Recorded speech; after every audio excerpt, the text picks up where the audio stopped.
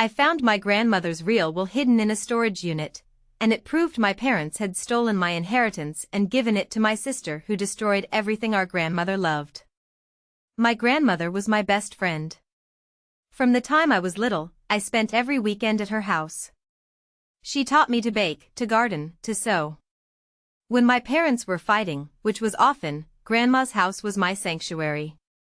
My sister Lauren never had that relationship with Grandma. She was busy with cheerleading, boyfriends, and parties. She'd show up for major holidays and spend the whole time on her phone. Grandma would ask about her life, and Lauren would give one-word answers. It hurt Grandma and I could see it, but she never said anything negative about Lauren. She'd just sigh and say everyone shows love differently. When I was 16, Grandma pulled me aside during Christmas dinner and told me this house was going to be mine someday, that she was putting it in her will and wanted me to have it. I cried. That house meant everything to me. It was a small craftsman bungalow built in 1925 with hardwood floors, original built-ins, and a garden that Grandma had cultivated for 40 years. It wasn't worth much in monetary terms, maybe $200,000, but it was priceless to me. Over the years, Grandma mentioned it several times, reminding me that this would be my house and to take care of it like she had. I promised I would. When I was 23, Grandma was diagnosed with Alzheimer's. It progressed quickly, and within a year, she couldn't live alone anymore. My parents put her in a memory care facility. I visited her 3 times a week. Lauren visited twice in 2 years. Grandma died when I was 26. I was holding her hand. Lauren was on a cruise with her friends. At the funeral, I gave the eulogy and talked about her garden, her recipes, her laugh. Lauren showed up late in sunglasses, hugging people she barely knew, making sure everyone saw how devastated she was. The will reading was scheduled for a week later with my parents, Lauren, and me, with Grandma's lawyer Mr. Harrison presiding. I wasn't worried. Grandma had told me a dozen times the house was mine. I'd already started planning to move in, restore the garden, and honor her memory.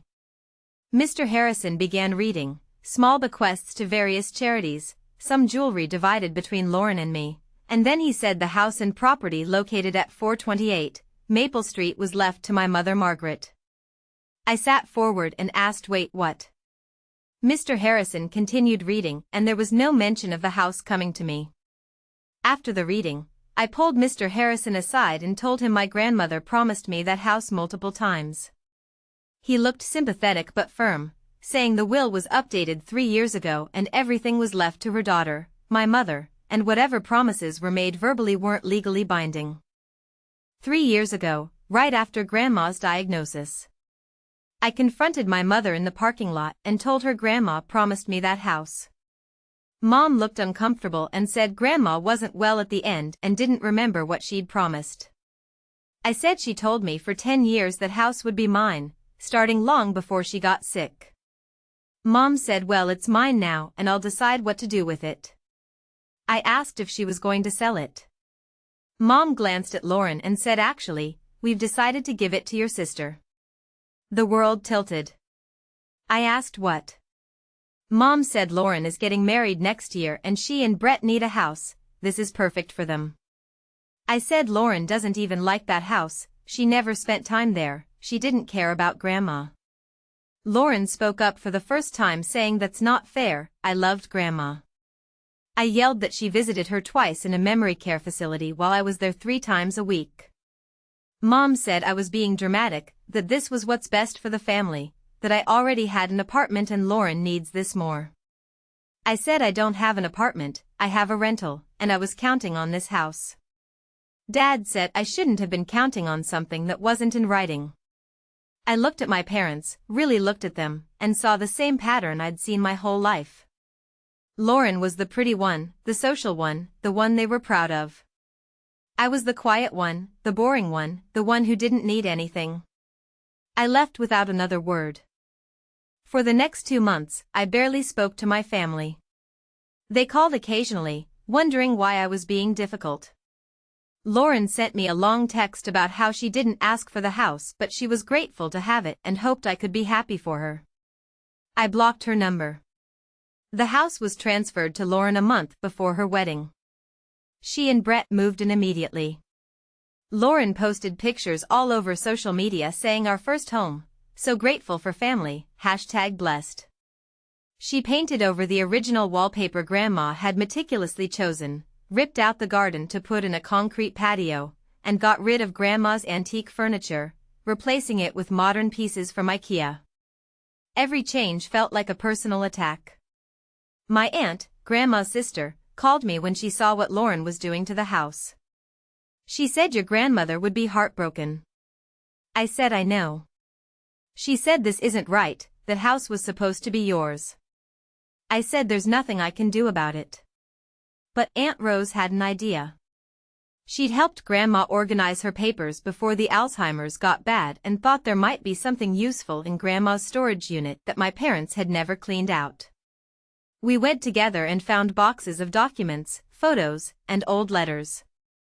And then we found it, a handwritten will dated 6 years before Grandma died, before the Alzheimer's diagnosis. In it, Grandma left the house specifically to me with a note saying to my granddaughter Emma, who has loved this house as much as I have. It was notarized, signed by witnesses, completely legal. I took it to a lawyer and she reviewed it carefully. She said this predates the will that was read at the attorney's office and the question is whether your grandmother intended to revoke this will when she made the new one. I said she had Alzheimer's and my parents probably told her I didn't want the house or something. The lawyer said if we can prove she wasn't of sound mind when she made the second will, we might be able to argue this earlier will should stand. It took 8 months of legal battles. My parents hired an expensive attorney and claimed Grandma was perfectly lucid when she updated her will, that she'd changed her mind about giving the house to me. But we had medical records showing her Alzheimer's diagnosis predated the new will by only 3 months. We had testimony from her doctors that she was already experiencing significant cognitive decline. We had my aunt's testimony that Grandma had always intended for me to have the house. The judge ruled in my favor. The earlier will was valid. The house was mine. My parents were furious. Lauren was hysterical. They'd already lived in the house for a year and made it their own. The judge gave them 90 days to vacate.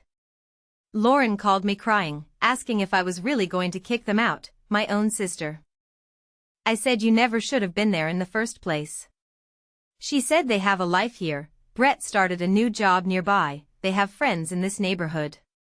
I said you can find an apartment, like I've been doing for the past year while you lived in my house. My parents tried to guilt me, said I was tearing the family apart, that Grandma wouldn't want this. I said Grandma wanted me to have this house, you stole it from me and gave it to Lauren, I'm just taking back what was always mine. They didn't speak to me for 6 months. Extended family took sides.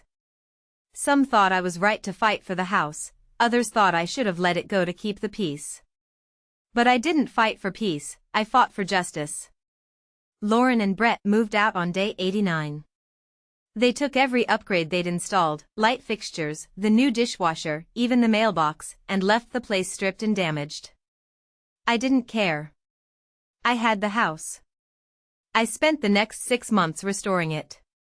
I found old photos of Grandma's garden and replanted it exactly as it had been. I carefully removed the paint from the wallpaper and most of it was salvageable. I hunted down furniture similar to what Grandma had owned. It took a year, but I brought that house back to life. My parents eventually reached out tentatively and said they wanted to move past this. I told them they were welcome to visit the house that should have been mine from the beginning, but we'd never have the relationship we once had. Lauren and I haven't spoken in 3 years. I heard through the grapevine that she and Brett divorced and that the stress of losing the house had contributed to their problems. I felt a tiny bit bad about that, tiny. Mostly, I feel at peace. I live in my grandmother's house now. I tend her garden, bake her recipes, and feel her presence in every corner. This house was promised to me, stolen from me, and fought for by me, and now it's mine forever. Let me know your thoughts in the comments section.